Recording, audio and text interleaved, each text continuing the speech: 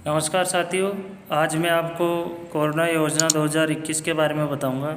ये latest update है 26 जून 2021 का। चैनल पर नए हो तो दोस्तों इसे सब्सक्राइब ज़रूर कर लीजिए ताकि आपको नए वीडियोज़ के अपडेट्स मिलते रहे। देखिए, मुख्यमंत्री कोरोना सहायता जो योजना है उसकी पात्रता की शर्तें क्या है। मतलब हम इस योजना में अनाथ बालक किसे कहेंगे, ठीक है। अनाथ बालक उसे कहेंगे जिनके माता पिता की मृत्यु कोरोना के कारण हुई हो, या फिर माता या पिता में से किसी एक की मृत्यु पहले हो चुकी हो और दूसरे की मृत्यु कोरोना से हुई हो, वो बालक अनाथ बालक इस योजना के अंदर बोला जाएगा। जो दूसरा है पॉइंट वो हमारा ये है कि महिला जो विधवा है जिसके पति की मृत्यु कोरोना से हुई हो। और तीसरा जो हमारा पॉइंट है वो है कि अनाथ बालक बालिका जिनका कोई संरक्षक या पालनकर्ता कलेक्टर ने नियुक्त किया हो।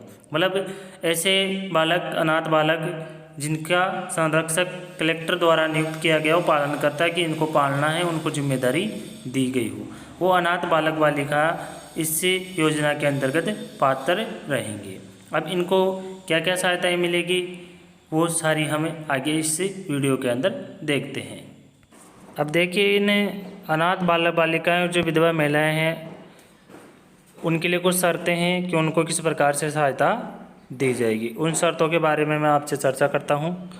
देखिए, मुख्यमंत्री कोरोना योजना में जो चयनित बच्चे हैं ना, जो अनाथ बालक बालिका है, विधवा महिला है, उनके जो बच्चे पालनहार जो योजना चलती है सरकार की, उसमें पात्र आर्थिक सहायता के लिए पात्र नहीं होंगे, परंतु पालनहार योजना में दी जाने वाले लाभ के रूप में इन्हें 2,000 रुपये प्रतिवर्ष दिए जाएंगे। मतलब कि इस योजना में इनको जोड़ा नहीं जाएगा, लेकिन परंतु इनको सरकार जो है 2,000 रुपये प्रतिवर्ष आर्थिक सहायता देगी। यानी कि पोशाक के लिए, अन्य जो विद्यालय जो खर्चे होते हैं उनके लिए सरकार इनको प्रतिवर्ष 2,000 रुपये प्रदान करेगी। हालांकि पालनहार योजना में इनको जोड़ा नहीं जा सकता है, लेकिन उस योजना का लाभ भी सरकार देगी। वो 2,000 रुपये प्रतिवर्ष के रूप में प्रदान करेगी। अब कोरोना के कारण जो विधवा महिला है, कोरोना विधवा पेंशन के अलावा अन्य किसी भी पेंशन के लिए वो पात्र नहीं होगी। मतलब जो कोरोना विधवा पेंशन ले रही है जो महिला, वो अन्य किसी भी पेंशन के लिए पात्र नहीं होगी। इस बात का विशेष तौर पर ध्यान रखना है। अब देखिए, अनाथ बालक बालिका और विधवा महिला के परिवार द्वारा कोरोना योजना का लाभ लेने की स्थिति में पात्र नहीं होंगे। या तो कोई भी अनाथ बालक और बालिका है या फिर कोई विधवा महिला है, उनके परिवार द्वारा, मतलब कोई भी परिवार का सदस्य यदि कोरोना योजना का लाभ ले रहा है ना, तो उस स्थिति के अंदर मुख्यमंत्री कोरोना योजना में उसको पात्र नहीं माना जाएगा। ये शर्तें हैं और इन शर्तों की पालना के आधार पर जो चयनित है लाभार्थी उनका चयन किया जाएगा। अब देखिए, विधवा महिला जो है ना, उसको कोरोना पेंशन उसकी शादी होने या सरकारी नौकरी लगने पर बंद कर दी जाएगी। यदि मान लो कोई भी विधवा महिला है, उसको कोरोना पेंशन मिल रही है, तो जब उसने दूसरी शादी कर लेगी या फिर अगर वो गवर्नमेंट जॉब लग जाएगी तो उस पेंशन को उसको बंद कर दिया जाएगा। और ये जो पेंशन है, यदि मान लो वो महिला शादी नहीं करती, गवर्नमेंट जॉब नहीं लगती है, तो उसको आजीवन ये पेंशन दी जाएगी। जी हाँ। अब देखिए, कोरोना बीमारी से हुई मृत्यु के प्रमाणन के लिए जिला कलेक्टर का अंतिम निर्णय मान्य होगा। मतलब कोई भी व्यक्ति की जिसकी मृत्यु हो गई कोरोना से, अगर जिला कलेक्टर उसको प्रमाणित करता है तो उसका निर्णय अंतिम माना जाएगा। इसके लिए आपको जो जिला कलेक्टर वो मृत्यु प्रमाण पत्र जारी करेगा। बाकायदा आपको लिख के देगा, एक प्रमाण पत्र देगा जिसमें लिखा होगा कि इस व्यक्ति की मृत्यु कोरोना के कारण हुई है, और फिर उसको उस योजना में पात्र माना जाएगा। जैसे वो व्यक्ति उस योजना में पात्र हो जाएगा और पात्र होने के 7 दिन बाद, मतलब 7 दिन के अंदर जो भी इसका लाभ है उस लाभार्थी को दे दिया जाएगा।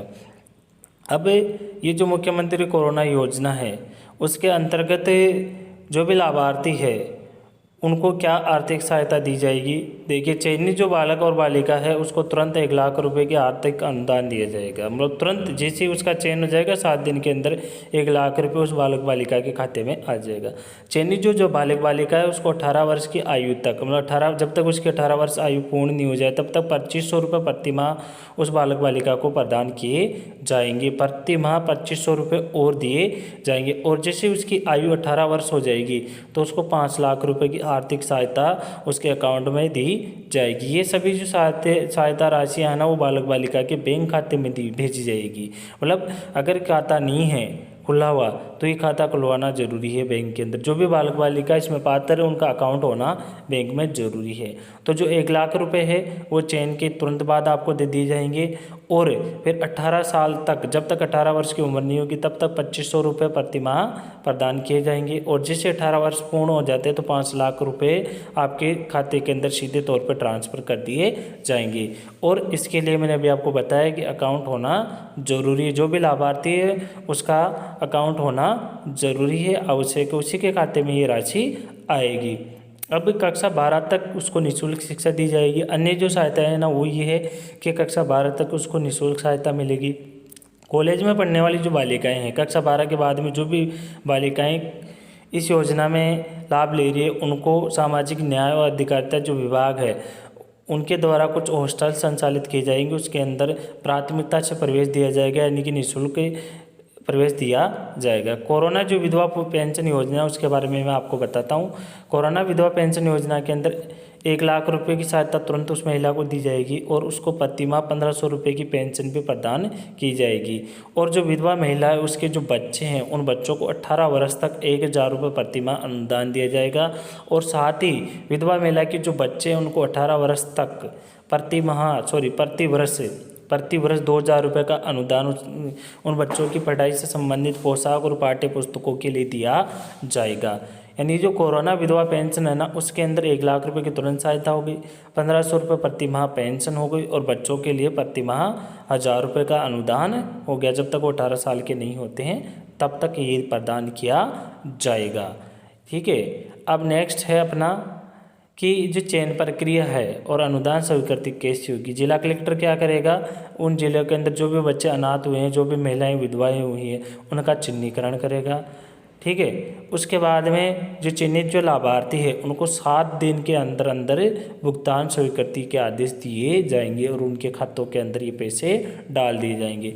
पालनहार जो राशि है ना वो पालनहार और बच्चा जो पालनहार है जो बच्चे को पाल रहा है और उस बच्चे का एक जॉइंट अकाउंट खुलेगा, उस जॉइंट अकाउंट के अंदर वो राशि डाली जाएगी।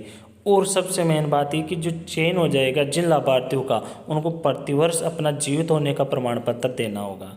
अगर प्रतिवर्ष जीवित होने का प्रमाण पत्र नहीं दिया जाता है तो ये राशि प्रतिवर्ष नहीं डाली जाएगी, है ना। यानी कि वो आपकी जो भी पेंशन है मिल रही है और जो भी छात्रवृत्ति के रूप में जो भी राशि आ रही है और जो भी सहायता प्रतिमाह दी जा रही है वो बंद हो जाएगी।